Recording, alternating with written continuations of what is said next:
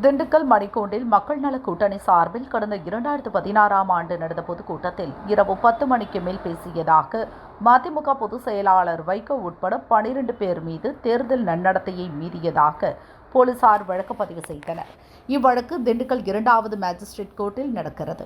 வழக்கு விசாரணைக்காக இன்று மேஜிஸ்ட்ரேட் சௌமியா மேத்யூ முன்பு வைகோ ஆஜரானார். வழக்கு தொடர்பாக வைகோவிடம் மேஜிஸ்ட்ரேட் விளக்கம் கேட்டார். அவரது விளக்கம் பதிவு செய்யப்பட்டது. தொடர்ந்து வழக்கு விசாரணை பிப்ரவரி 5ஆம் தேதிக்கு ஒத்திவைக்கப்பட்டது. காலகட்டத்தில் இருக்கு, ஜனநாயகம் நீடிக்குமா அல்லது நரேந்திர மோடி ஒரு சர்வாதிகாரியாகி ஒரே நாடு, ஒரே கொடி, ஒரே தேர்தல் என்று எல்லாவற்றையும் புல்டோசர் வைத்து நசுக்குவதைப் போல டாக்டர் அம்பேத்கர் அவர்கள் வழங்கிய அரசியல் சட்டத்தினுடைய தாத்பரியங்களுக்கே விரோதமாக இந்த அரசு, நரேந்திர மோடி அரசு செயல்பட்டு கொண்டிருப்பதால் அவர்கள் இதற்கு முன்பு திராவிட முன்னேற்ற கழகத்தோடு நாங்கள் கூட்டணி வாஜ்பாய் காலத்தில் வைத்திருந்த போது காஷ்மீர் பிரச்சனையை அந்த தேசிய அட்டவணையிலே, கொள்கை அட்டவணையிலே சேர்க்கவில்லை. அதை போல பொது சிவில் சட்டத்தை சேர்க்கவில்லை.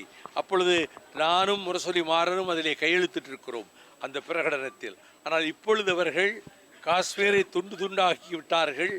அதற்கு பிறகு அவர்கள் புதிதாக ஒரே நாடு, ஒரே கொடி, ஒரே தேர்தல் என்று சொல்வதன் மூலம் ஒரே மொழி, இந்தியும் சமஸ்கிருதமும் தான் என்ற முறையிலே அவர் எடுத்து வைக்கின்ற ஒவ்வொரு அடியும் சர்வாதிகாரத்தை நோக்கித்தான் இந்தியாவை கொண்டு செல்ல முயற்சிக்கிறார். ஆனால் அந்த முயற்சியில் நரேந்திர மோடி படுதோல்வி அடைவார் என்பதை நான் இப்பொழுதே சொல்லி வைக்கிறேன். இவர் ஹிட்லராகவோ முசோலினியாகவோ இடியமீனாகவோ சலாசராகவோ ஆக முடியாது. ஆனால் அப்படிப்பட்ட நோக்கத்தோடு தான் அவருடைய செயல்பாடுகள் அமைந்திருக்கின்றன. இந்துத்துவாக்களும் ஆர்எஸ்எஸ்காரர்களும் சேர்ந்து அலகாபாத்திலே ஒரு மாநாடு போட்டார்கள். அந்த மாநாட்டில் ஒரே நாடு, ஒரே கொடி என்று இருப்பது மட்டுமல்ல, இந்த பெயரையே இனிமேல் பாரத் என்று தான் சொல்ல வேண்டும், இந்தியா என்று சொல்லக்கூடாது. தலைநகரம் டெல்லியிலிருந்து மாற்றப்பட்டு வாரணாசிக்கு கொண்டு செல்லப்படும். கிறிஸ்தவர்களுக்கு ஓட்டுரிமை கிடையாது, முஸ்லிம்களுக்கு ஓட்டுரிமை கிடையாது. இப்படி அவர்கள் அந்த பிரகடனத்தை 32 பக்கம் அதை வெளியிட்டார்கள். அதான் அவர்கள் உள்நோக்கம்.